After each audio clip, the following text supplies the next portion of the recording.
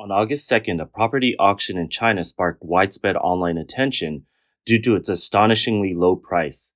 A factory valued at 130 million yuan was sold by the court for just 18,000 yuan, less than 2/10,000ths of its market value.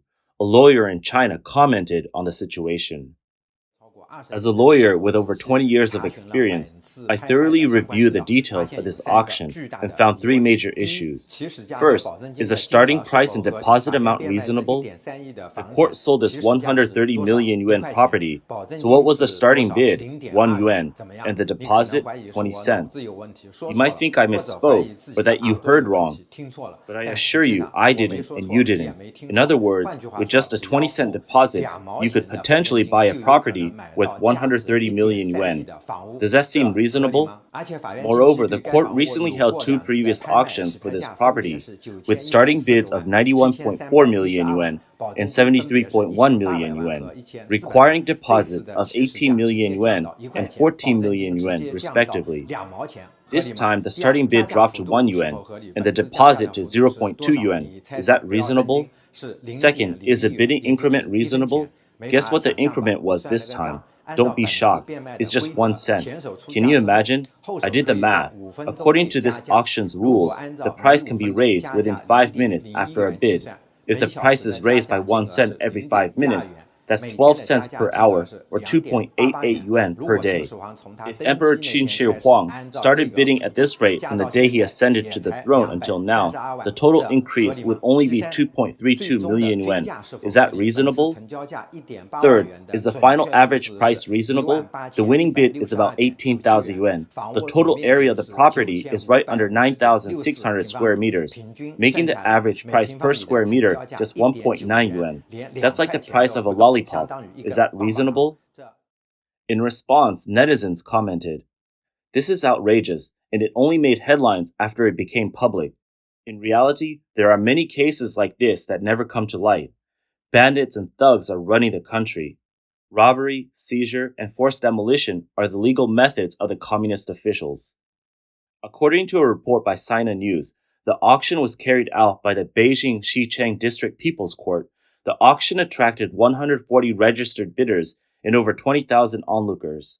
The factory in question is located on Yunfei Road in the high-tech zone of Hefei City, Anhui Province. The building has 6 floors with a total construction area of about 9,550 square meters. It is a reinforced concrete structure designated for industrial use. The building is currently occupied by Anhui Region Control Technology. The factory was part of assets involved in a criminal case and had failed to sell in previous auctions, leading to this auction without a reserve price. According to Dawan News, the auction's confirmation of sale indicates that the bidder was a private individual named Lu Tao. But likely due to public pressure, the auction platform staff stated that the court has since canceled the order. One of the creditors of the factory that was sold is Lu Qing'an, a resident of Hefei. Mr. Lu stated that the current owner of the factory owes him over 30 million yuan. He hoped to acquire the property through the auction. To his surprise, he found out that the entire 6-story building was sold for just 18,000 yuan. Lu's daughter-in-law, Ms. Chen, explained to reporters, "I kept clicking to increase the bid, but each time I could only raise it by a few dozen yuan. When I tried to bid again, I had to keep clicking repeatedly." She added, "I wanted to raise the bid by 1 million yuan at once to outbid those trying to get the property at a bargain. But because the system didn't allow for custom bids, I couldn't. Starting from August 2nd, we rallied friends and family to continuously raise the bid, day and night, and finally managed to push it above 10,000 yuan. But on the morning of August 5th, I was exhausted, and during a brief moment while I was washing up, the auction ended." Mr. Lu said, "If this building had been sold for 18,000 yuan, the 30 million yuan debt owed to me would have been completely lost. On the morning of August 5th, when I saw that the auction ended with a final bid of 18,000 yuan, I was so angry that I nearly fainted. I immediately went to my family to report the situation to the Beijing Xicheng District Court." On the afternoon of August 7th, Mr. Lu said, "I have already received a notice from the Beijing Xicheng District People's Court. The judge informed me that the auction has been cancelled." The online attention this auction has drawn is also quite intriguing. People commented the following: Did an insider in the court set their eyes on this building? Investigate who participated in the bidding. That's truly a grueling process. At the rate of 20,000 yuan every 3 days, it would take 30 days to reach 200,000 yuan and a year to reach 2.4 million yuan. Who can endure this? Forget about the 100 million. Even the 30 million creditor would need to bid for 10 years. I refuse to believe this isn't a setup. A person from Dongguan, Guangdong province shared, there was an auction here for a hydropower station where a government official used his cousin's name to buy it at half the market price. Using proxies to win auction is a common tactic employed by the Chinese government to seize private assets. Previously, Mr. Sun Da-wu, who was hailed as China's conscientious entrepreneur, was completely wiped out. Now an entrepreneur from an ethnic minority in Guizhou, Ma Yijia, has been criminally detained and arrested for pursuing government debts. Even her lawyer was nearly arrested. According to a report by China Business Journal, Ma Yijia, an ethnic minority entrepreneur, had undertaken 10 official projects in Liupanshui City, Guizhou Province since 2016. The projects included relocation for poverty alleviation, kindergartens, and elementary schools, but she was owed 220 million yuan in project payments. Ms. Ma spent 8 years trying to recover the payments, but the Suicheng district government refused to pay. The district government once offered to settle the debt for 12 million yuan and write off the remaining amount, but Ms. Ma refused. Due to the government's unpaid debts, Ms. Ma was beaten, confined, and had paint thrown on her by more than a dozen creditors and her material suppliers. In January 2020, her company withdrew from government construction projects, but by the end of that year, local police criminally detained her on charges of refusing to pay the wages of migrant workers. She was only released the following year due to investigative errors. In 2023, she and her lawyer publicly condemned the government's actions on Weibo, which led to her criminal detention last year on charges of picking quarrels and provoking trouble. Before Ms. Ma was arrested on December 20th of last year, her attorney, Huo Zitao, released a plea for help and a video through his Weibo account, addressing the entire public. In his plea, he stated that he was being chased by the police across the country. Hello everyone, I'm Huo Zitao, a legal professional who has worked as a lawyer for 10 years. By the time you see this video, I might have been persecuted and killed by the Liu Panshui political and legal system. I might have committed suicide due to the unbearable humiliation, or I could be illegally detained by the Liu Panshui authorities. All these are possible. This is not an exaggeration.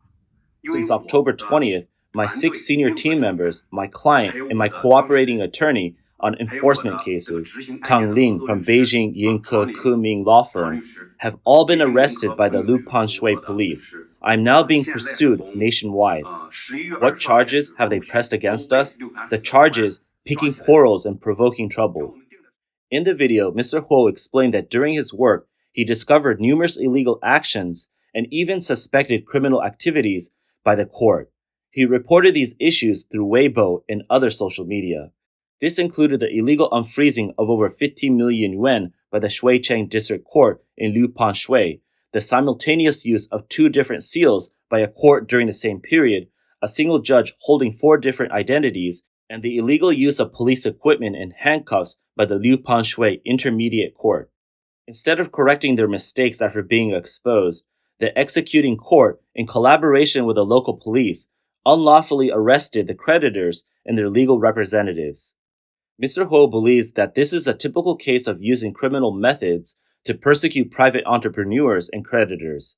He stated, "This is not a criminal case. It is a societal judicial trend aimed at silencing legal professionals. Think about it. If we are penalized for speaking out on social media, this will become a precedent for other judicial authorities. Any legal professional who dares to speak the truth on social media could be persecuted by local law enforcement in collaboration with the police using criminal methods."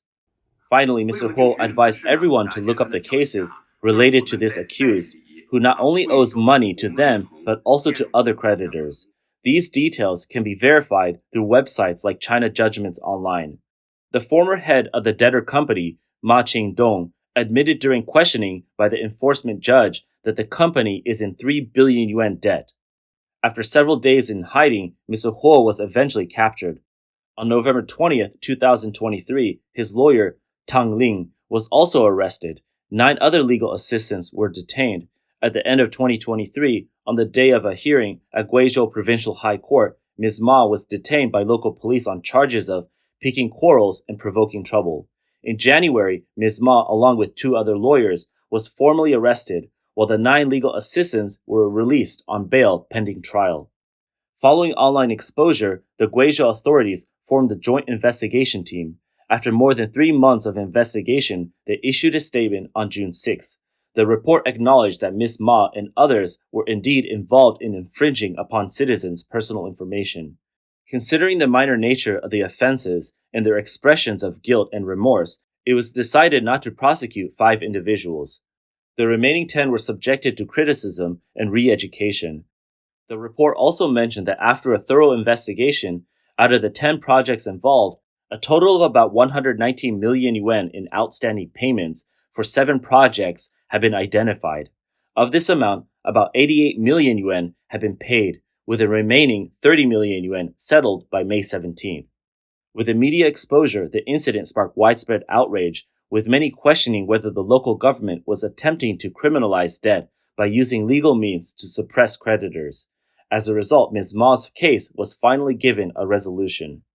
In contrast, Mr. Sun Dawu, the conscientious entrepreneur of China, who was sentenced to 18 years in prison in 2021, remains behind bars.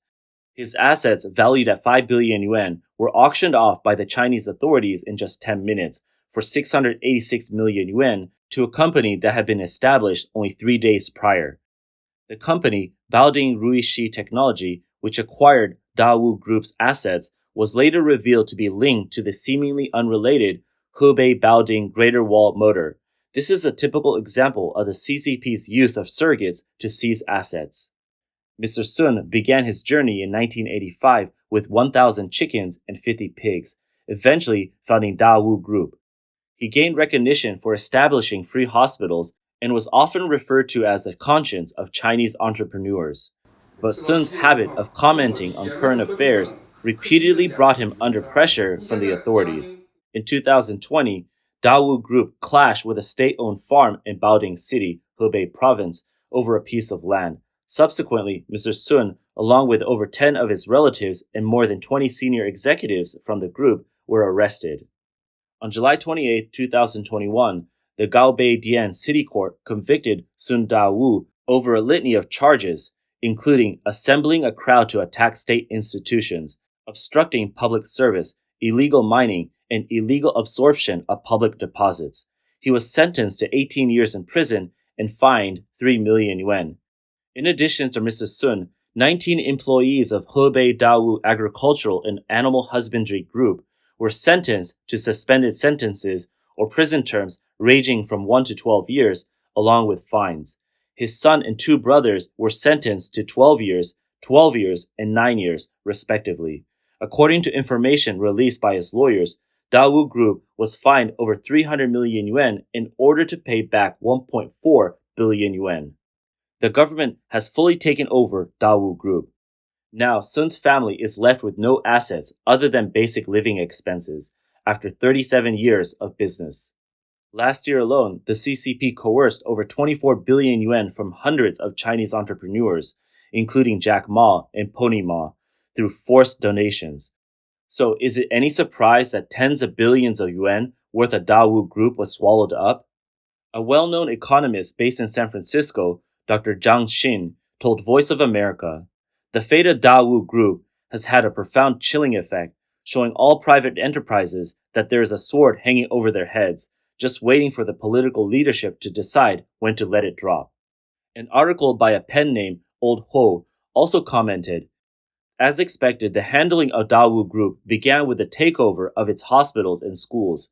This approach clearly indicates that, in the eyes of the local government, Dawu Group's issue is political. Dawu Group's claim of not engaging in bribery meant that it never had private dealings with the government and avoided any under-the-table transactions. but its involvement in social services encroached on the deeper governance territory of the government, particularly in the key sectors of education, healthcare, and elder care, industries that Dawu Group turned into welfare services. This not only disrupted industrial policies and the business environment, but also raised concerns about undermining local government authority. Analysts have pointed out that social corruption stems from government corruption, which in turn is rooted in systemic corruption. Mr. Sun's refusal to engage in backdoor deals, his resistance to local government collusion, his critical stance on political matters, and his efforts to benefit the public while fostering dissent were all seen as acts of shining light into darkness. This made the eventual downfall of Dawu Group less surprising. As he often remarked to his friends, private entrepreneurs may appear glamorous in public, but in reality, they are both pitiful and tragic. Indeed, without the backing of the CCP, private enterprises lack protection, and their wealth becomes a target for the party's institutions. Last year, when the economy was in decline and local government finances were strained, private businesses naturally became sources of revenue for local authorities. Since the beginning of this year, the Chinese Communist Party authorities have launched a procuratorial protection enterprise campaign under the pretext of stabilizing social expectations and boosting market confidence, leading to a sharp increase in the prosecution of private enterprise executives. According to official media reports, 62,000 people were prosecuted for crimes that disrupt the market economic order, a year-on-year increase of 36.5%. Additionally, 5,827 key personnel from private enterprises were prosecuted for crimes related to their positions, such as embezzlement, misappropriation of funds, and bribery, a 41.1% increase compared to the previous year.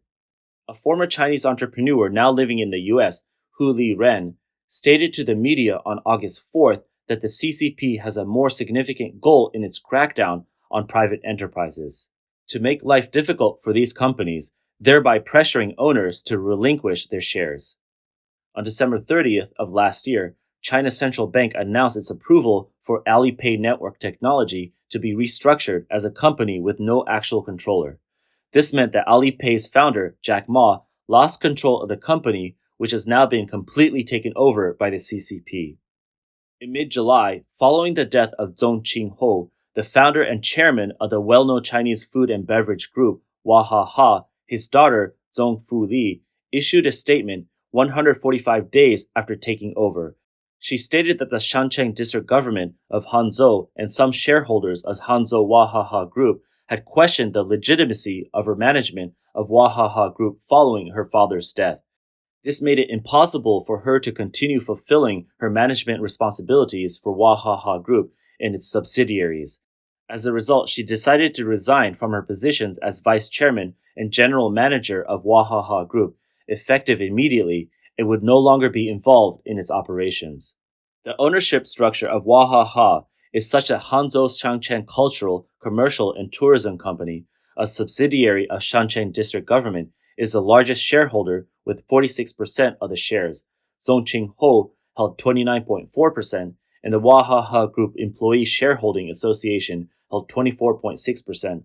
Although Zhong Qingho was the second largest shareholder, his combined shares with those of the Employee Shareholding Association exceeded those of the largest shareholder. Now that Zhong Fuli has relinquished her management rights, she no longer has a say in the company's operations. The future direction of Wahaha is now entirely under the control of the local government, effectively meaning that the company has been taken over by the CCP. Hu Li-ren noted that many private entrepreneurs in China have already mentally prepared themselves for this reality, resigning themselves to voluntarily giving up their shares in order to survive. No one is thinking about creating a century-old enterprise anymore. Those days are gone. The idea of building a large business and passing it down to one's children and future generations no longer exists. Many business owners in China today are simply taking it on one day at a time, doing whatever they can to move their assets out of the country. This is a mindset everyone has now.